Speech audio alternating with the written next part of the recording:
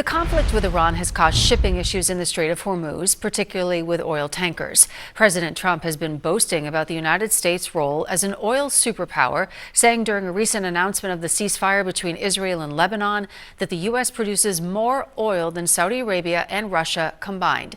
So is the president right? Our partners at PolitiFact looked into this for us. Chief correspondent Lou Jacobson here with us today. What'd you find out about this, Lou? Yeah, so in terms of the figures, he's right. But the statistic won't really help you fill your gas tank more cheaply. A standard way of studying this question is to look at it broadly. Crude oil is one part of this metric, but it also includes other types of liquids and byproducts. For crude oil by itself, which is used to make gasoline for cars, the U.S. produced 13.6 billion barrels a day in 2025. That was well short of the 19.4 million barrels produced by the combination of Saudi Arabia and Russia together.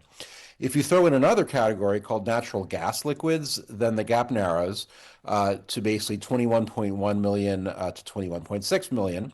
And that includes things like propane and butane and ethane. The lead for the U.S. in this metric comes only once you add in two other categories. The first category includes things like biodiesel and ethanol, and the second isn't even a product at all, but instead has to do with a technical change based on the change of volume and how that's measured.